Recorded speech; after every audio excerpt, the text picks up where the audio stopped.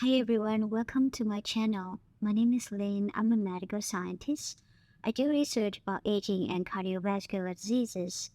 In today's video, I will talk about a type of waiver that international medical graduate or medical researcher who seek to work in the US must apply.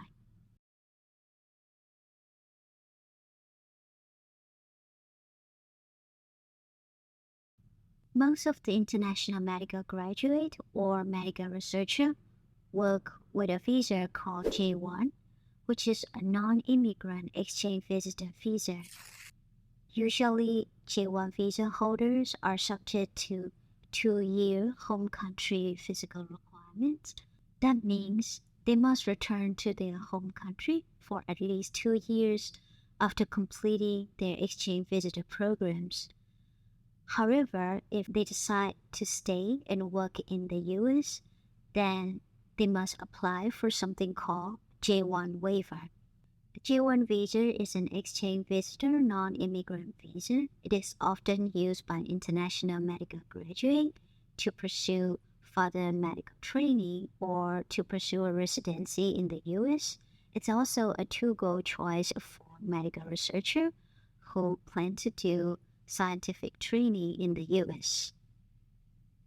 The J1 visa allows the holder to remain in the US for up to 5 years, which is the time limit for most medical training. If you cannot or decide not to return to their home country, then you must apply a J1 waiver. The Department of Homeland Security will review and approve your waiver. A must-know fact regarding the J1 waiver is that the J1 holder dependents, either spouse or children, are also subject to 2-year home country return requirements, so you will also need to include them when you apply for a J1 waiver. So who should apply for a J1 waiver? The exchange visitor who has specialized knowledge and skills. So usually international medical graduate or medical researcher falls into this category. If you wanted to check what are the specialized skill sets, I put the link in my description. Also, if you are not sure about whether you are subject to 2-year home country requirement, you can check your US visa stamp page where it is written 212E, meaning that you fall into the category of specialized skill set and you are subject to 2-year home country return requirement. So now the question is when you should apply. I personally recommend you to apply as early as possible.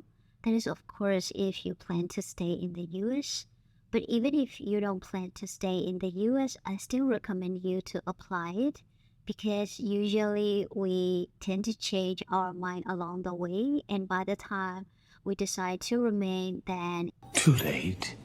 Would be a big hassle for you to apply because this whole thing might take 6 months to 2 years. Wait, what? So the earlier, the better. Now let's talk about the waiver categories. There are 5 waiver bases. Select the one that applies the best to your current situation. Each waiver category have different time limits.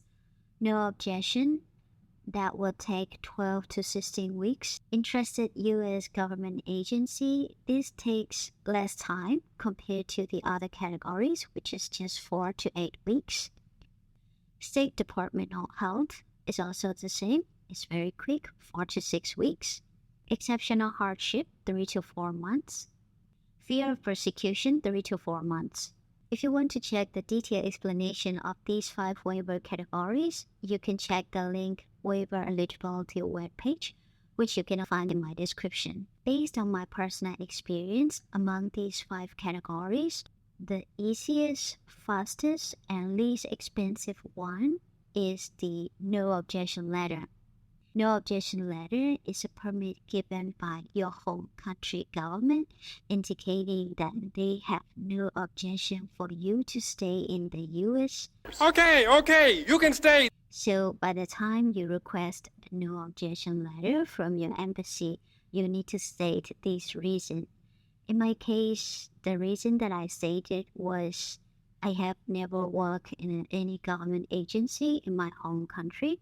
Also, all of my study funds that didn't come from the government, nor I took any scholarship nor funding from my government. So my recommendation is to contact your home country embassy in the US to write an email to them what are the requirements and what form to fill to get a no objection letter. In my case, when I wrote to them, they sent me a form and all the requirement document list, and it only took me 2 weeks to get the no objection letter. Alright, I hope this information is useful for you. If you have any additional questions, feel free to comment down below. You have a great time for the rest of the day.